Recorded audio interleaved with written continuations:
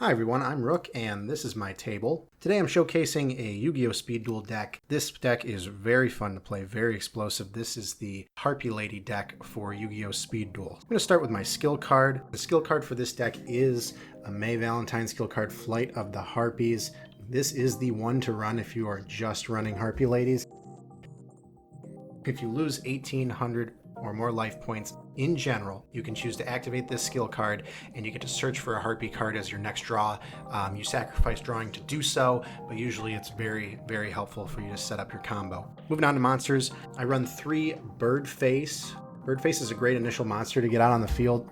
It has base attack 1600, defense 1600. It's pretty high defense. I find that a lot of monsters just bonk right into it and they can't destroy it. But if Birdface gets destroyed, you can search your deck for a Harpie Lady card and add it to your hand. So this is how you get the Harpie Ladies in your hand. If maybe you didn't have that great of a hand, Birdface is there to kind of thin the deck a little bit and get those Harpie Ladies out. Moving on, I run 2 Harpie Lady 1. It's a staple in this deck. Harpie Lady 1's base attack is 1300, defense is 1400, but its effect is that all wind monsters gain 300 attack. So Harpie Lady 1 automatically puts itself to 1600 with that. All the monsters in this deck are wind monsters, so they'd all benefit from that effect. Next, I run 1 Harpie Lady 3, skipping over 2. Harpie Lady 3, very situational card, base attack 13, defense 14. Its effect is that if it battles a monster, regardless if it stays alive or not, that monster can't attack for 2 turns. So very situational. Maybe you're trying to lock down a big monster while you figure out what to do with it and get something to not hit you in the face so much. Use Harpie Lady 3. Final monster in the deck, run 3 Harpie Lady Sisters. Harpie Lady Sisters, base attack 1950. Defense is 2100. Harpie Lady Sisters can't be normal summoned or set. It's got to be special summoned with Elegant Egotist, which is a spell card. Moving on to spells, run 2 Harpie's Hunting Ground. This field spell is super good. This is your magic removal.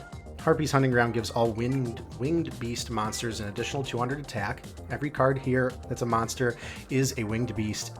And then also, while it's active, if I were to play a Harpie card or Harpie Lady Sisters, when that summon comes out, I can target a magic card, a field spell my opponent has, a back row, and I can destroy it. The only downside is if my opponent doesn't have any back row or any field spell in play, and I play a Harpie Lady with this card out, I have to start popping my own stuff. So that's the only downside to that card.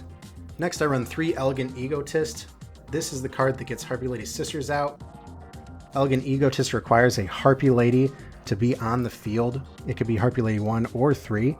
If it's on the field and I play Elegant Egotist, I can special summon a Harpie Lady Sisters from my deck or hand. So maybe I drew a Harpie Lady Sisters as a dead draw. I want to get it out of my hand. Typically, you want to be summoning from the deck.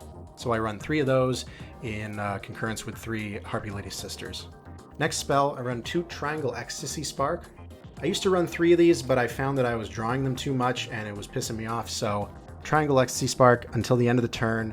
The attack of all Harpie Lady Sisters becomes 2,700 that are on the field. So this card is useless unless you have Harpie Lady Sisters out on the field. Another aspect of this card is that until the end of the turn, if I play this card, my opponent can't activate any traps, and any active traps currently on the field are negated. So basically, if I have a field of Harpie Ladies and Sisters, I play Triangle Ecstasy Spark, all of a sudden Harpie Lady Sisters base attack becomes 2,700. My opponent has no response from a back row standpoint when I start attacking their monsters. Last spell, I do run 1 Cyber Shield. It's an equip spell. Equipped to a Harpie Lady or Harpie Lady Sisters, gains 500 attack. Pretty straightforward.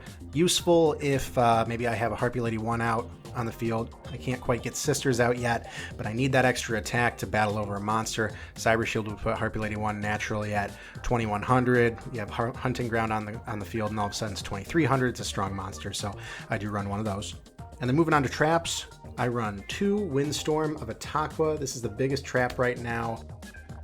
Very good in with all the traps that are currently out there. This has no real requirement. It doesn't require an opponent to declare an attack. You can flip this card. You can change the battle positions of all face-up monsters on your opponent's field. Just typically, this card is a good stall card. It's used in response to maybe I'm trying to set up the combo in my hand. I don't have Elegant Egotist. I don't have Harpie Lady Sisters. I got to get all of those in my hand first, and my opponent's building up a field and trying to attack me. I flip Windstorm of Ataqua. I change all the face-up monsters to defense position. That buys me another turn to try and get my combo. And then last trap card I run one Kunai with Chain, just because it's one of my favorites. 2 effects on Kunai with Chain. When I flip it, when an opponent's monster declares an attack, I can target the attacking monster, I can change its position.